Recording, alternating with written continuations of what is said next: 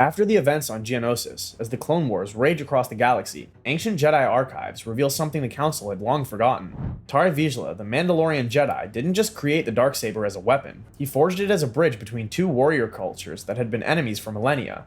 And now, with Mandalore fractured and the Republic desperate for allies, Master Yoda makes a startling proposal.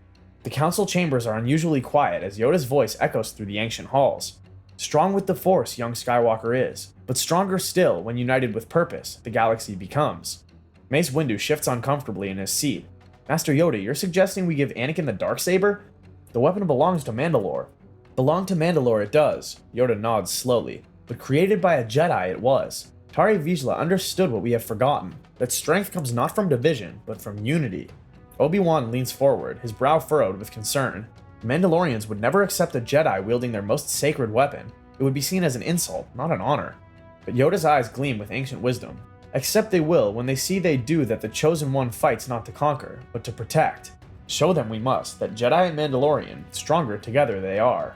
When Anakin enters the council chambers, he can feel the weight of their decision before anyone speaks. The tension in the room is palpable, like the moment before a lightning strike.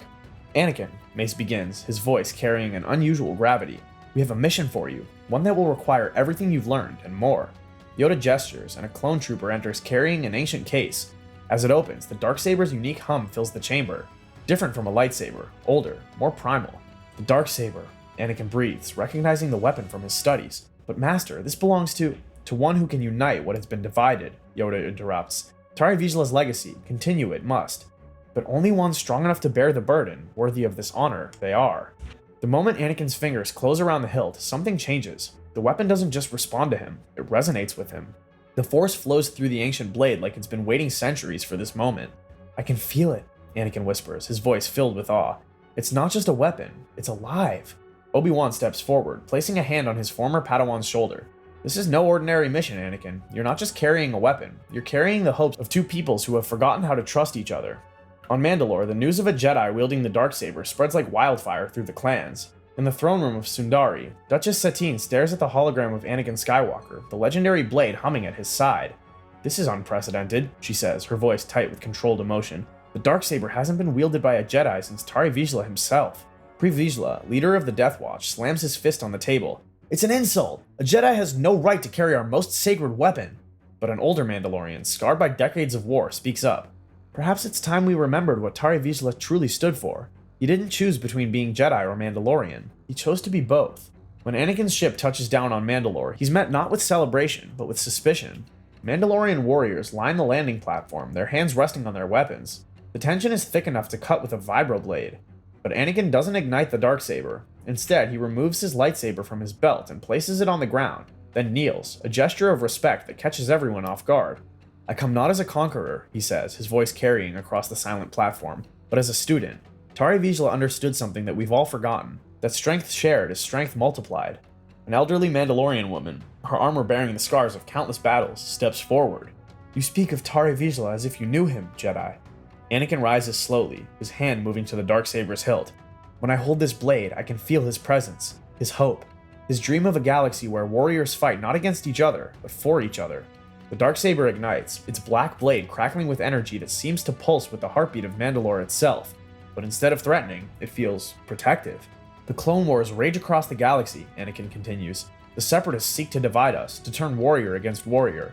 But what if we chose a different path? What if we honored Tarre Vizsla's true legacy? Over the following days, something unprecedented happens. Mandalorian clans that haven't spoken in generations begin to gather. The Darksaber's presence seems to awaken something in them, a memory of what they once were, and what they can be again. Bo-Katan Kryze, sister of Duchess Satine, approaches Anakin during his third day on Mandalore. You fight differently than any other Jedi, she observes, watching him spar with Mandalorian warriors. More direct. Anakin deactivates the Darksaber, sweat beading on his forehead. My master always said I was too aggressive for a Jedi. Maybe that's because I was meant to be something more. Tarre Vizsla said something similar, Bo-Katan replies. He believed that the Force flowed strongest through those who embraced all aspects of themselves, light and dark, peace and war, Jedi and Mandalorian. As weeks pass, something remarkable begins to happen. Anakin doesn't just learn Mandalorian ways, he begins to bridge the gap between Jedi philosophy and Mandalorian culture. He teaches young Mandalorians to feel the Force not as mystical energy, but as the warrior's instinct refined to perfection. In return, the Mandalorians teach him that strength isn't just about power, it's about protecting those who cannot protect themselves. Jedi code speaks of no emotion, Anakin explains to a group of young Mandalorian warriors, but Tarre Vizsla understood that emotion isn't the enemy, uncontrolled emotion is. A warrior who fights without passion fights without purpose. When the united Mandalorian clans enter the Clone Wars alongside the Republic, the tide of battle begins to shift dramatically.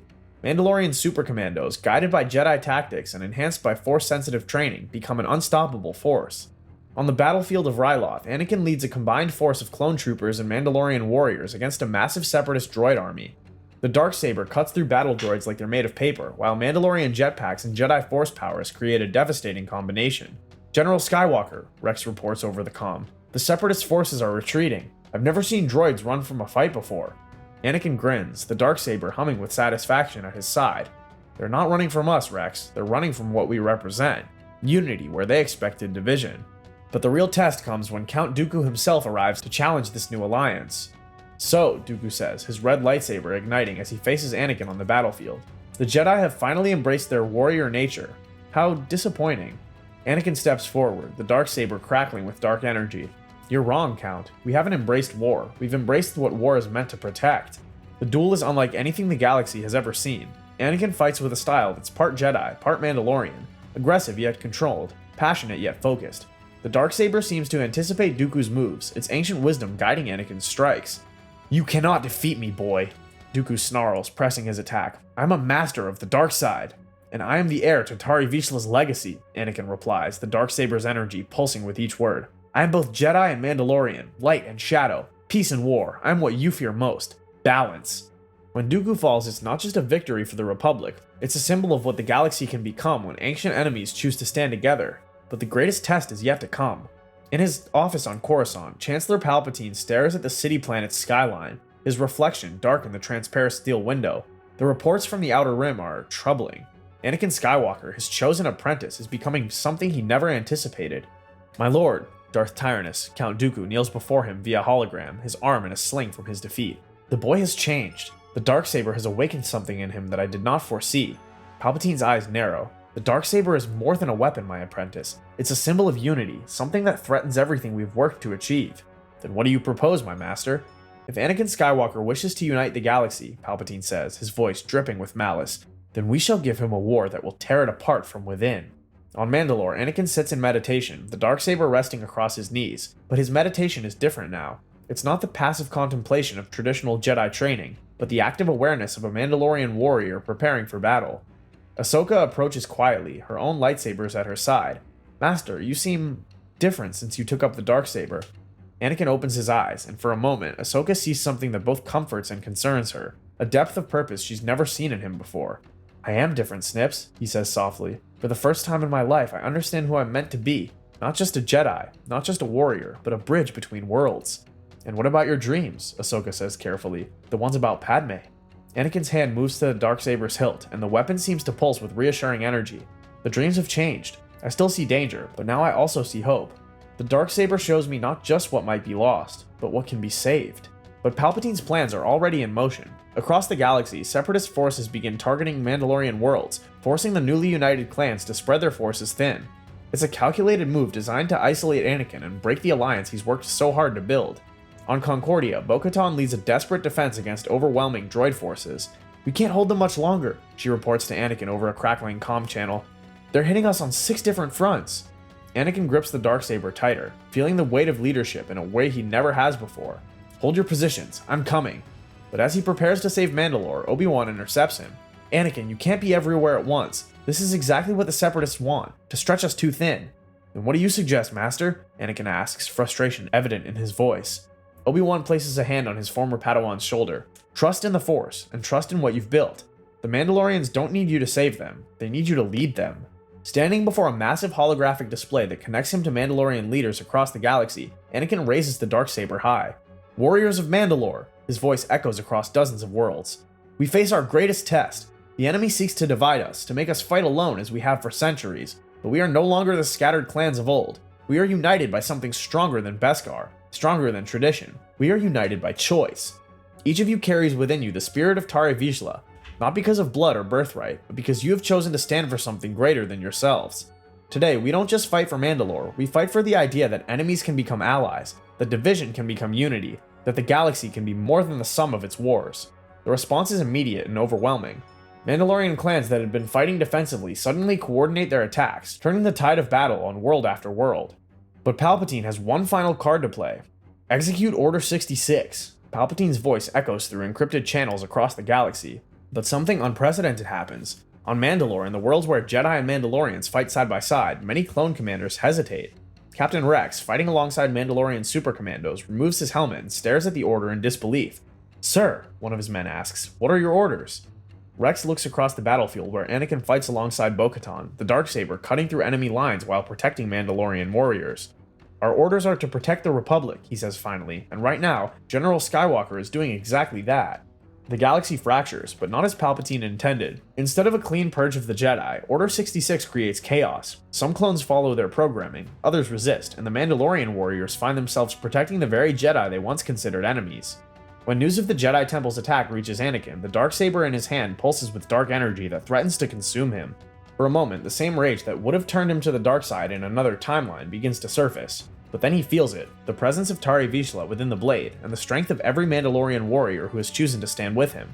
"Master," Ahsoka says urgently, "we have to go to Coruscant. We have to help the survivors." Anakin closes his eyes, feeling the weight of choice. In this moment, he understands what Tarre Vizsla faced centuries ago. The decision between revenge and justice, between darkness and light. "No," he says finally, opening his eyes with profound clarity. "Coruscant is a trap. Palpatine wants us to come to him, to fight on his terms. But we're not just Jedi anymore, we're Mandalorian, and Mandalorians choose their own battlefield. The Republic we swore to protect is gone, but from its ashes we can build something better. Not an empire built on fear, but a confederation built on choice. Not subjects, but allies." Obi-Wan, wounded but alive, steps forward. "And what of the Sith Lord who orchestrated all of this?" "Palpatine will come to us. His power depends on controlling the galaxy through fear and division. But we represent something he cannot control, unity born of free will." Over the following months, what becomes known as the Mandalorian Confederation grows. Worlds that refuse to bow to Palpatine's new empire find sanctuary under the protection of united Jedi and Mandalorian forces. The Darksaber becomes not just a weapon, but a symbol of resistance. On Ryloth, Twi'lek freedom fighters train alongside Mandalorian commandos. On Kashyyyk, Wookiee warriors learn Force techniques from surviving Jedi. The galaxy begins to heal, one world at a time. But the final confrontation is inevitable.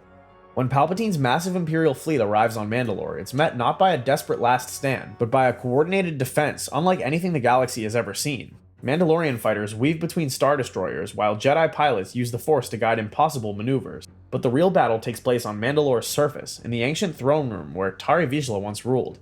"So," Palpatine hisses, his yellow Sith eyes gleaming with malice, "my greatest failure has become my greatest enemy." Anakin stands calm and centered, the Darksaber humming with quiet power at his side. "I was never your failure, Palpatine. I was your fear. The fear that someone might choose light over darkness, unity over division. You think your little alliance can stand against the power of the dark side?" Palpatine snarls, Force lightning crackling from his fingertips. "I don't think it," Anakin replies, the Darksaber igniting with its unique black blade. "I know it, because I'm not fighting alone." The final duel is not just between Anakin and Palpatine, but between two visions of the galaxy's future. Palpatine fights with the fury of the dark side, his power fed by hatred and fear. But Anakin fights with something stronger, the combined strength of every being who has chosen to stand together rather than fall apart. "You cannot defeat me!" Palpatine screams, unleashing a torrent of Force lightning. "I am all the Sith!" Anakin raises the Darksaber, its blade absorbing the lightning and converting it into pure energy. "And I am all who choose to stand together. I am Jedi and Mandalorian, light and shadow, peace and war. I am balance." When Palpatine falls, his death sends shockwaves through the Force that every Force-sensitive being in the galaxy can feel. But instead of the darkness that marked the fall of the Jedi, there is light, the light of hope renewed. In the aftermath, as the galaxy begins to rebuild once again, Anakin stands on the balcony of the Mandalorian palace, the Darksaber deactivated at his side. Padme approaches, their children, Luke and Leia, playing at their feet. "So what happens now?" she asks, taking his hand.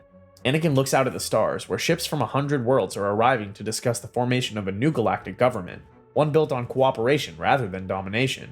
"Now we do what Tarre Vizsla always dreamed of," he says softly. "We prove that the galaxy is stronger when we choose to stand together." If you enjoyed this journey into the shadows of what might have been, remember to hit that subscribe button and join us for more explorations of the infinite possibilities within that galaxy far, far away. May the Force be with you, always.